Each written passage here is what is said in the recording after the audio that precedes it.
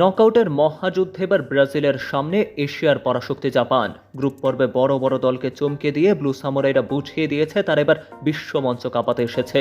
অন্যদিকে ব্রাজিলের ডাগআউটে master mind Carlo Ancelotti. জাপানের অবিশ্বাস্য গতি আর কাউন্টার অ্যাটাক রুখে সেলেসাওরা কি পারবে কোয়ার্টারের টিকিট কাটতে, নাকি সামুরাইদের ধারালো তলোয়ারে কাঁটা পড়বে ব্রাজিলের হেক্সামিশন? চলুন করা যাক খানিকটা টেকটিক্যাল পোস্টমর্টেম। জাপান দলটাকে হালকাভাবে নেয়ার কোনো সুযোগই নেই। তারা মূলত খেলে 4-2-3-1 বা ডিফেন্সিভলি 5-4-1 লো ব্লক ফরমেশনে।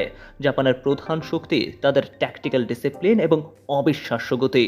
তারা বল পজিশনের পেছনে ছোটে না, বরং নিজেদের বক্সে জমাট ডিফেন্স করে প্রতিপক্ষকে আক্রমণ করার আমন্ত্রণ জানায়। আর ঠিক তখনই প্রতিপক্ষ ভুল করে বল হারায়, আর মুহূর্তের মধ্যেই উইং দিয়ে বিদ্যুৎ গতিতে কাউন্টার অ্যাটাকে ওঠে তারা। তাই ব্রাজিলের হাই ডিফেন্সিভ লাইনের ফায়দা অবশ্যই তুলতে চাইবে জাপানি উইঙ্গাররা। তাহলে জাপানের এই জমাট ডিফেন্স আর কাউন্টার রুখতে আনচেলত্তির প্ল্যান কি হবে? জাপান মাঝমাঠ জ্যাম করে রাখবে, তাই ভিনিসিয়াস এবং রায়ানকে উইংয়ের একদম সাইড লাইন ঘেঁষে খেলতে হবে যাতে জাপানের ডিফেন্স লাইনে ফাঁকা জায়গা তৈরি হয়।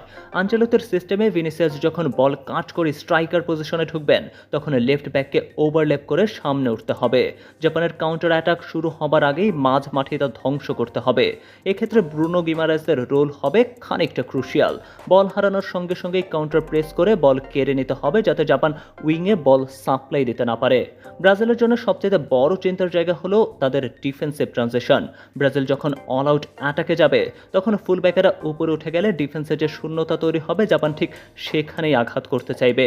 আর এই ম্যাচে ব্রাজিলের এক্স ফ্যাক্টর হতে পারেন বেঞ্চ থেকে আসা তরুণ স্ট্রাইকার কিংবা কোনো ক্রিয়েটিভ মিডফিল্ডার, যিনি জাপানের ক্লান্ত ডিফেন্সের সুযোগ নিয়ে ম্যাচের ডেডলক ভাঙবেন। তবে দর্শক, রাউন্ড অফ 32-তে ব্রাজিল বনাম জাপানের এই ম্যাচে আপনার প্রেডিকশন কি? জানিয়ে দিন আমাদের কমেন্ট বক্সে।